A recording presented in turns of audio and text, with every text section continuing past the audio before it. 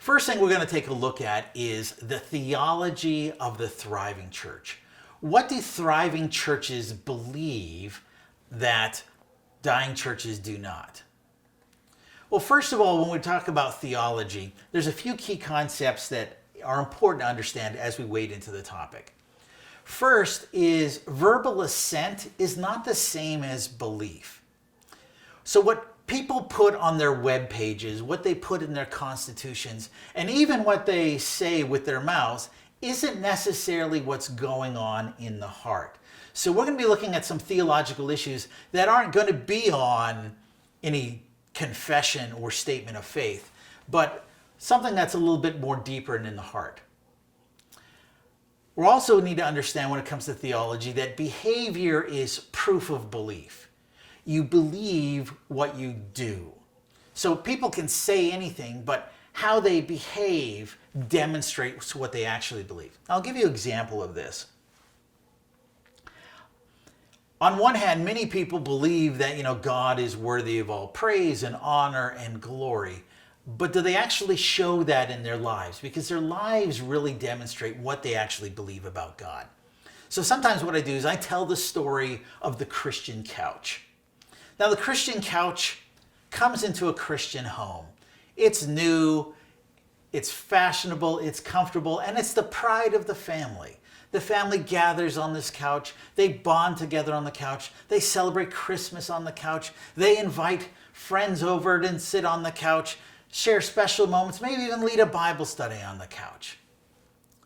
However, as years go by, that couch becomes less and less in style and more dirty and more decrepit.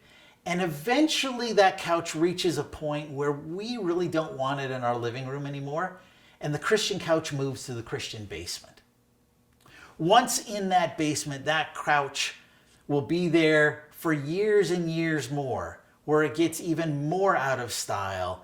The dog throws up on it, it gets gross, and eventually gets to the point where we are done with this couch.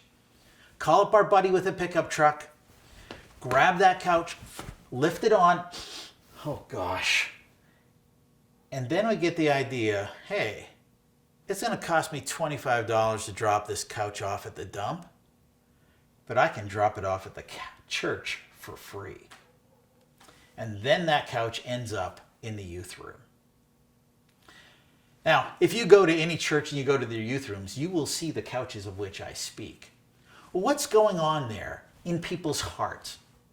Well, there's a fairly common theological belief in our churches, though people would never say this with their mouths, that we kind of think that God is like a stray dog in the back alley, and that he should be grateful for whatever scraps that I give him.